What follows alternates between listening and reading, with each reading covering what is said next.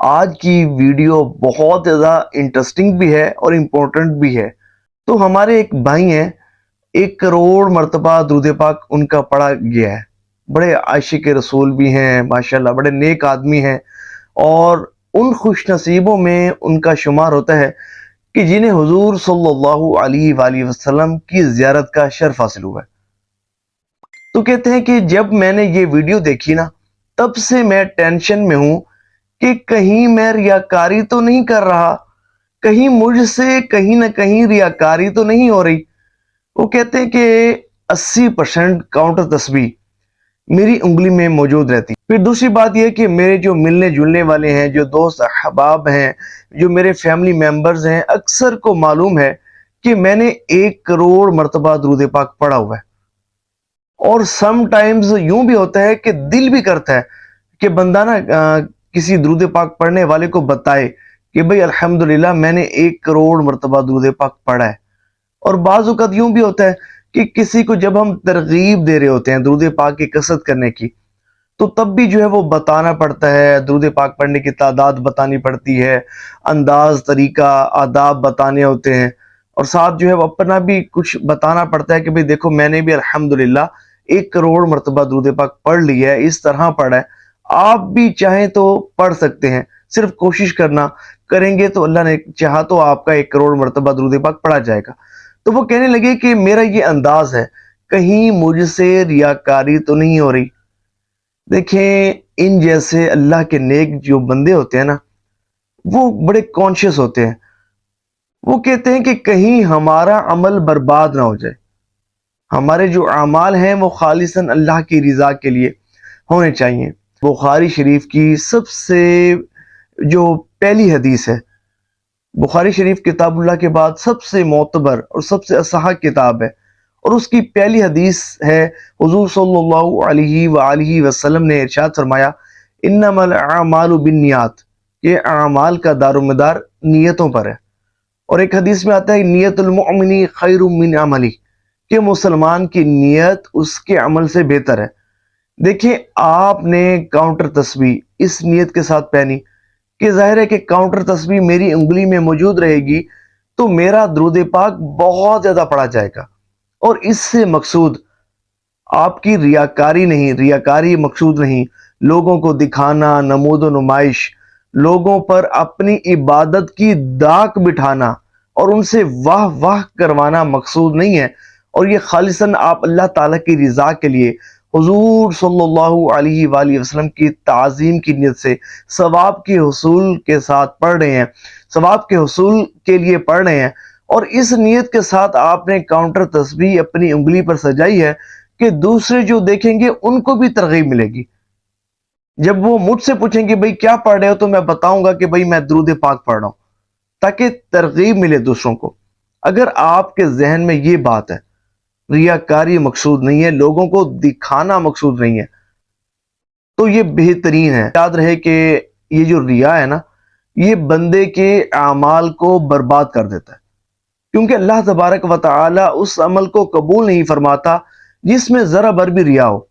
اور حضور صلی اللہ علیہ وآلہ وسلم نے ارشاد فرمایا کہ ریاکاری یہ سیاہ چٹان پر سیاہ رات میں چلنے والی چونٹی کی چال سے بھی زیادہ مخفی ہے، کہ بندے کو پتہ ہی نہیں چلتا اور بندہ جو ہے وہ ریا میں پڑ جاتا ہے۔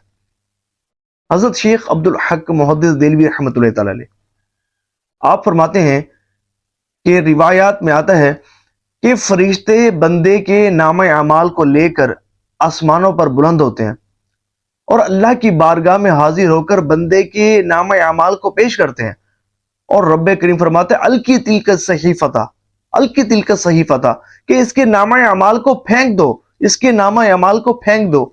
تو وہ فرشتے عرض کرتے ہیں، یا رب عز و جل، ہم گواہی دیتے ہیں کہ اس بندے نے جو اعمال کیے ان کو سن کر اور دیکھ کر ہی ہم نے لکھا ہے۔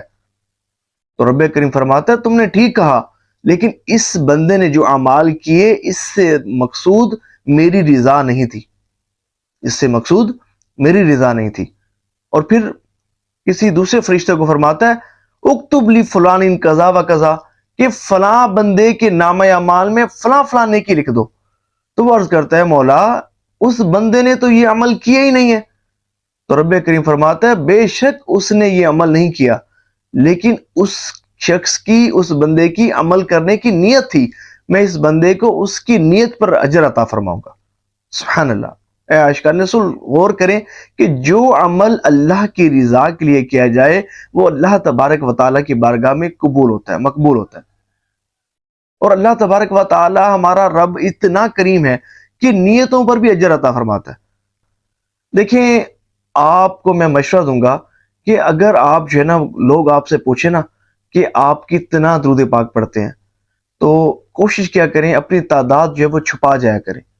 بعض اوقات نظر بد بھی بندے کو لگ جاتی ہے، اور بعض اوقات یوں ہوتے کہ بندہ حب جا، تکبر، ریاکاری میں پڑ جاتا ہے.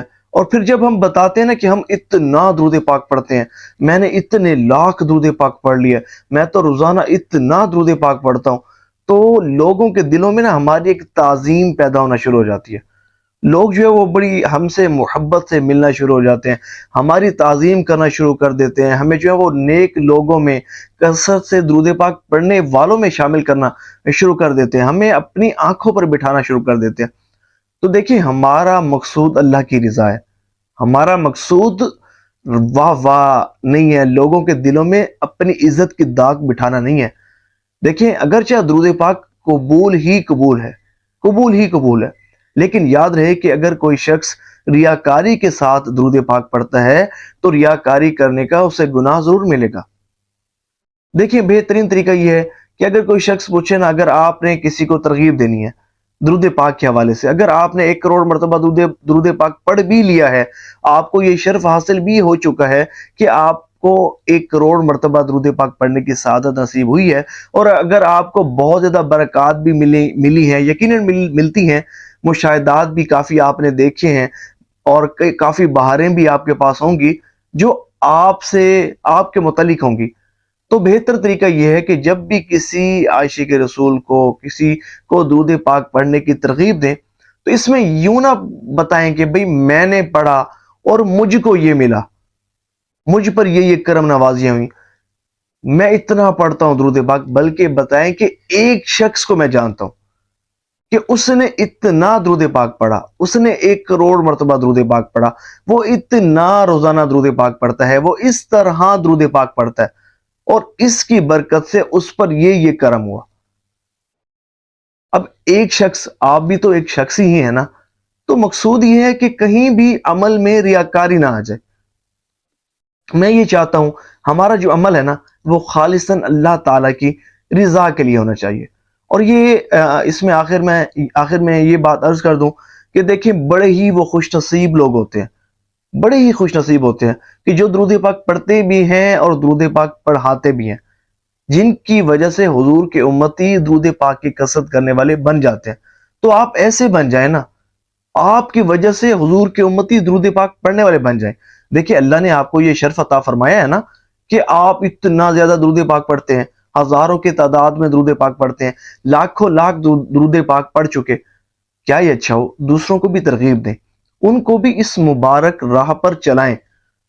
اللہ نے چاہا جتنے بھی عاشقان رسول آپ کی ترغیب پر درود پاک کی کثرت کریں گے، کرتے رہیں گے، آپ کا نامہ اعمال نیکیوں سے وزنی ہوتا رہے گا.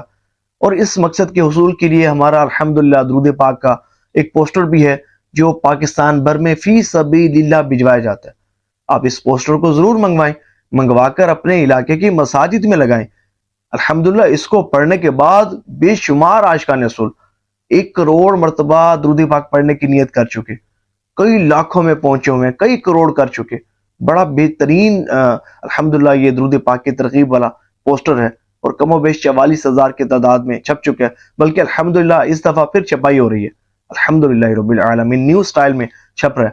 تو اس کو منگوائیں، آپ بھی خادم درود پاک بنے، خادم درود پاک بنے. یہ بڑی خوش بختی اور خوش نصیبی کی بات ہے. دعا ہے کہ اللہ تبارک و تعالی جو سنا اس پر عمل کرنے کی توفیق عطا فرمائے، ہمیں کثرت سے درود پاک پڑھنے کی توفیق عطا فرمائے، خالصاً اپنی رضا کے لیے، اپنی خوشنودی کے لیے، اپنے حبیب صلی اللہ علیہ وآلہ وسلم کی خوشنودی کے لیے درود پاک پڑھنے کی توفیق عطا فرمائے.